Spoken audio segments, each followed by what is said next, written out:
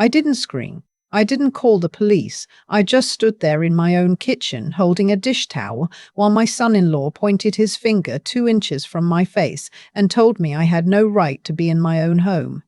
That was a Thursday in October. By the following Monday, I had called my lawyer. My name is Audrey. I'm 67 years old. I lived in a house I bought with my own hands in Oakville, Ontario, a 3-bedroom bungalow on a quiet street with a Japanese maple in the front yard that turns the color of fire every fall. I bought that house in 1998 with money I saved over 15 years of working as a medical transcriptionist. My husband, Conrad, passed in 2019. After he was gone, the house felt too big for one person, and my daughter Renata suggested she and her husband Thomas move in to help with expenses and keep me company. I thought it was a beautiful idea. I thought we were going to take care of each other. I didn't know then what I know now. Renata was my quiet one. As a child, she used to sit beside me in the garden and help me press flowers into a notebook. She was gentle, thoughtful, the kind of girl who wrote thank you cards without being reminded. When she married Thomas 6 years ago, I stood at the back of that reception hall at the Ancaster Mill and I cried happy tears.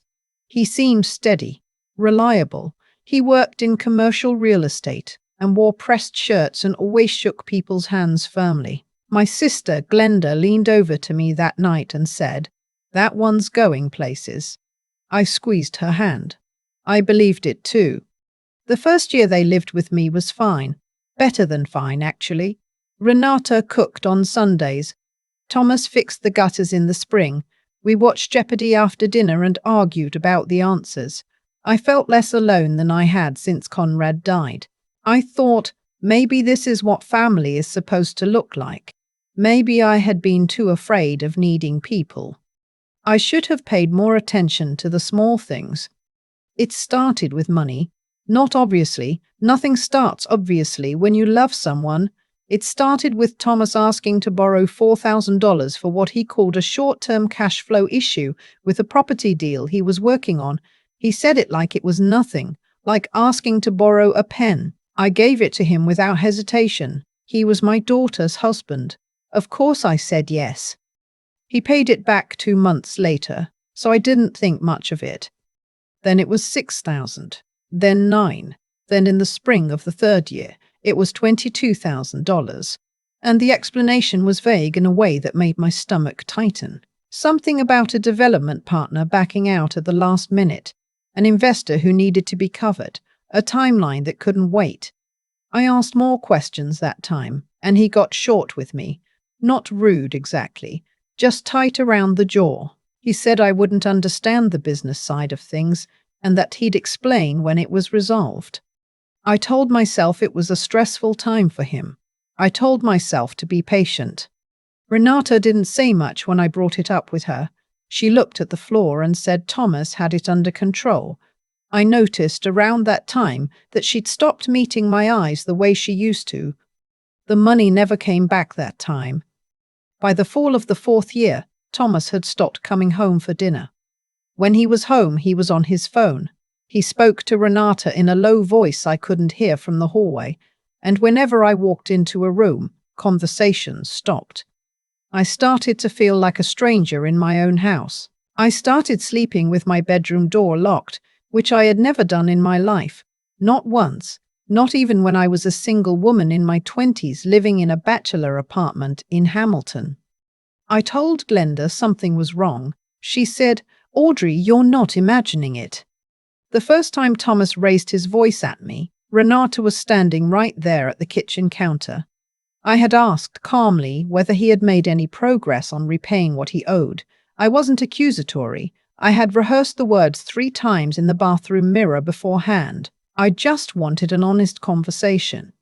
He put down his coffee mug so hard it cracked the saucer. "You know what your problem is," he said. "You think this is still your house." I blinked. "It is my house." "It's our home," he said.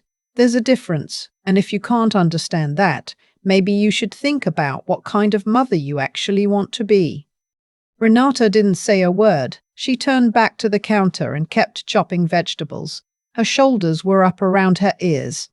That night I lay in bed and stared at the ceiling for 3 hours. I was 66 years old. I had never had a man speak to me that way. Not my father, not Conrad, not anyone. And my daughter had stood there and let it happen. I told myself it was one bad evening. I told myself he was under pressure. But the evenings kept coming. Over the next few months, he spoke to me that way more times than I can count. In the kitchen, in the front hallway, once in the driveway when the neighbors could have seen. Always about money, always about the house. He told me I was ungrateful. He told me I had raised a daughter who deserved better than a mother who made everything about herself. He told me once that Conrad had probably been relieved to go. That one I will never forget. He said it quietly, almost under his breath, like he didn't even think it was worth saying out loud. I went to my bedroom and I sat on the edge of the bed, and I did not cry. I breathed. In and out. In and out. Conrad had given me a piece of advice once, early in our marriage, during a fight we had about something I can't even remember now. He said, "Audrey, when someone shows you who they are in anger, believe them." I had thought about that line 100 times in our marriage, never really needing it. Now I understood exactly what he meant. I called Glenda the next morning. "I need to talk to a lawyer," I said. "Don't ask me to explain on the phone." Glenda didn't ask. She just said, "I'll come get you at 10. I want to tell you about the morning I finally understood the full picture, because it wasn't dramatic. It was actually very quiet. I was going through some paperwork in my filing cabinet. I still keep everything in paper, I always have, and I found a document I didn't recognize. It was a letter addressed to Thomas from a collections agency in Mississauga, dated 4 months earlier. It had been opened and then folded back up and tucked into a folder with my hydro bills, like he'd been trying to hide it somewhere I wouldn't look. I sat down on the floor of my office, right there on the hardwood, and I read it slowly. Thomas owed over $200,000 to 2 separate creditors. There were references to a property deal in Brampton that had collapsed 18 months ago. There were references to personal guarantees he had signed, and there was a line near the bottom that stopped my breath entirely. It mentioned additional assets that might be assessed for collection purposes, including residential property held jointly or in common. He had told one of the creditors that the house was jointly held. It wasn't. The house was mine. It had always been mine. My name was the only name on the title. I knew that for a fact. But the fact that he had said otherwise to a creditor, in writing, told me everything I needed to know about what he had been planning. I put the letter in my coat pocket. I put on my shoes, and I drove to my lawyer's office without calling ahead. My lawyer's name is Patricia, and she has been handling my affairs since Conrad died. She is 61 years old. She wears reading glasses on a beaded chain, and she does not waste words. I handed her the letter across her desk. She read it. She set it down. She looked at me over her glasses. "Audrey," she said, "how long has this been going on?" I told her everything. The loans, the voice, the crack in the saucer, what he said about Conrad. I sat in that chair for 40 minutes, and I told her all of it, and I did not cry once, because I had made a decision somewhere between the filing cabinet and her office door that I was done being sorry for things that were not my fault. Patricia took notes. When I finished, she said, "There are several things we need to do. Starting today." The first thing was a formal letter to Thomas documenting all money owed and demanding repayment within 30 days. The second thing was a conversation with a family law colleague of hers about my rights as a sole property owner with adults living in my home. The third thing, and this was the one that surprised me, was a title search, just to make absolutely certain no one had done anything to my registration without my knowledge. The title came back clean. It was still mine, fully, unambiguously mine. I drove home that afternoon and made myself a cup of tea, and sat at the kitchen table and looked around at the room I had been made to feel unwelcome in. The yellow curtains Conrad and I had picked out at a market in Elora the summer before he got sick, the crack in the saucer sitting in the dish rack because nobody had thrown it away, the Japanese maple through the window, still holding a few red leaves. I thought about what my house had been before they arrived and what it had become. Then I picked up the phone and called a real estate agent. Her name was Donna, and she had sold 2 houses on my street in the last 3 years. When I told her I was thinking of selling, she said the market in Oakville was still strong, that a well-maintained bungalow in my area could move quickly, and that she could have an assessment done within the week. I told her I'd like to keep things quiet for the time being. She said she understood completely. I also called my cousin, Bertram, who lives in Burlington. I asked him if I could stay in his spare room for a while. He said yes before I finished the sentence. I did not tell Renata any of this. I want to be honest about how that felt. Renata was my daughter. I had driven her to piano lessons and emergency rooms and university orientation and her first real job interview. I had sat with her in the hospital for 11 hours when she lost a pregnancy 3 years ago and never told anyone because she asked me not to. I loved her in the way that only mothers understand, quietly, completely, in a way that doesn't require anything back, and I was making plans without her. But I had watched her stand in that kitchen while her husband spoke to me like I was nothing. I had watched her choose over and over not to say a word. I don't know what he had said to her in private. I don't know what he had convinced her of about me, but she was a grown woman, 41 years old, and she knew what was right and what wasn't. She had known since she was small. I was not going to wait for her to remember that. On a Tuesday in November, while Thomas was at a meeting in downtown Toronto and Renata was at her job at the Houghton School Board, I had a locksmith change every lock in the house. I had already moved my personal documents, my jewelry, my photo albums, and full boxes of things I couldn't leave behind to Bertram's. I left what was left of the furniture, because it didn't matter. Donna had placed the listing the Friday before. We had 2 showings over the weekend. By Tuesday afternoon, I had a conditional offer. I drove to Bertram's with the last box in my back seat. I sat in his kitchen and I drank a glass of water, and I thought about how quiet it was. That evening, my phone started ringing. Thomas first.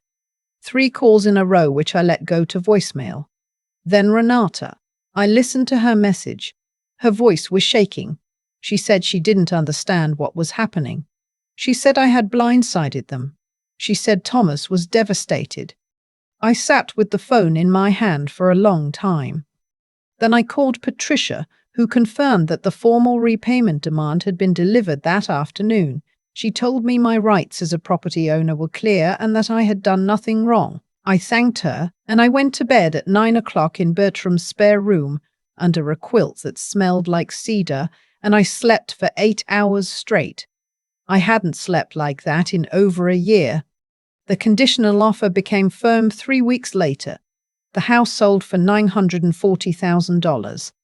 I won't pretend the months after were easy. Renata and I did not speak for almost 4 months. Thomas sent a letter through a lawyer claiming the loans had been investments in the household and demanding a share of the sale. Patricia responded, calmly and in detail, explaining exactly why that position had no legal basis in Ontario. We did not hear from his lawyer again. Glenda took me for lunch the week the sale closed. We sat by the window at a restaurant in downtown Burlington, and she ordered us both a glass of wine at noon on a Wednesday, which she said was absolutely allowed when your sister has survived a war. I laughed until I cried, and that was the first time I cried through all of it.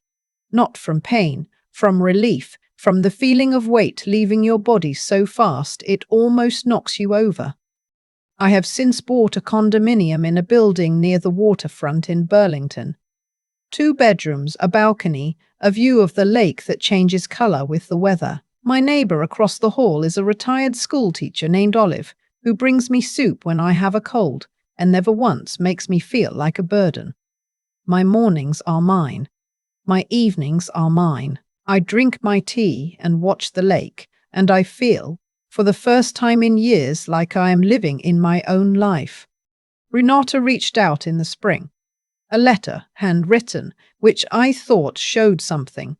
She said she was sorry, not in a big way. She didn't explain herself, didn't give me a list of reasons. She just said she was sorry for not standing up for me, and that she understood if I needed more time. I am still sitting with that letter. I have read it probably 30 times. I don't know yet what I want to do with it. I don't think you have to rush those decisions. Thomas, I understand, is dealing with his creditors without the benefit of my house to lean on. That is not my problem to solve. What I know now that I didn't know 5 years ago is this: love is not the same thing as obligation. I loved my daughter. I opened my home. I said yes when I should have said, let me think about it. I confused loyalty with silence and generosity with surrender. And I sat in my own kitchen, in the house I paid for with my own life, and let a man make me feel like a guest. I am not a guest. I was never a guest. It just took me longer than it should have to remember that. Conrad would have said something sooner. He always had a clearer view of people than I did, but I also think he would have understood why it took me time. He knew me. He knew I needed to be sure before I moved. He knew I didn't do things halfway. I don't regret waiting until I was certain. I only regret not trusting my own certainty sooner. If there is a woman reading this who feels like a stranger in a house with her name on the deed, I want you to hear this clearly. The discomfort you are feeling is information. You are not being difficult. You are not being ungrateful. You are not asking for too much. You are a person with a full life behind you and a full life still ahead. And you have the right to be in your own home without being made to feel ashamed of it. Call the lawyer first. Figure out the rest after. I closed the listing on a Tuesday and opened a bottle of wine Conrad had been saving for a special occasion. He never told me what he was saving it for. I decided, standing in Bertram's kitchen with a glass in my hand, that this was exactly the occasion he would have chosen.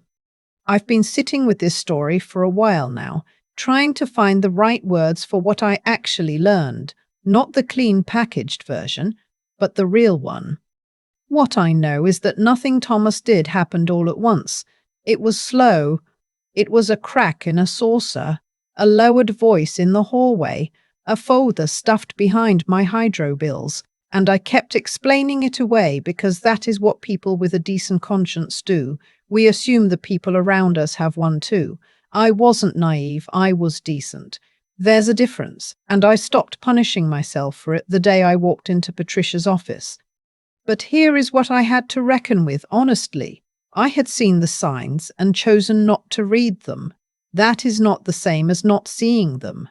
When Renata stopped meeting my eyes, I noticed. When the explanations got vague, I noticed. I told myself patience was a virtue, and it is, but patience without clear eyes isn't a virtue. It's just waiting to get hurt. The intelligence I should have applied sooner wasn't cleverness or strategy. It was simply the willingness to trust what I already knew. I had lived 66 years. I had raised a child, built a career, managed a home on my own after Conrad died. I was not a woman without judgment.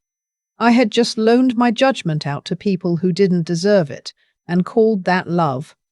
I think about Renata a lot. I don't say that with bitterness anymore. I say it the way you think about a puzzle you haven't finished yet. She is my daughter. She was also a woman who made choices I couldn't make for her. What I had to understand, and this took longer than I'd like to admit, is that protecting myself was not a betrayal of her. Staying would not have saved her. It would only have confirmed to everyone in that house that there were no consequences for how I was being treated.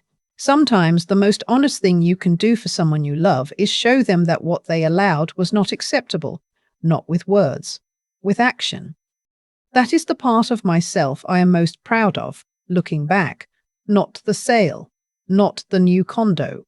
The moment I stopped waiting for permission to be treated with dignity, I had spent months hoping Thomas would change, hoping Renata would speak up, hoping the situation would resolve itself, the way you hope a bad weather system will just blow through. It didn't blow through. I had to walk out into it and drive away. There is a word I keep coming back to: steadiness, not toughness. I don't think toughness is what got me through this. Toughness sounds like you don't feel anything. I felt everything. I cried in Bertram's kitchen more than once after the sale closed, but I made the decision anyway, and I followed through, and I didn't let the grief of it talk me back into something that was hurting me. That steadiness, doing the right thing even when it costs you, is the only currency that actually holds its value in the end. I'm 67 years old. I have a balcony and a view of the lake and a neighbor who brings me soup. It is enough. It is more than enough. And I earned every quiet morning of it.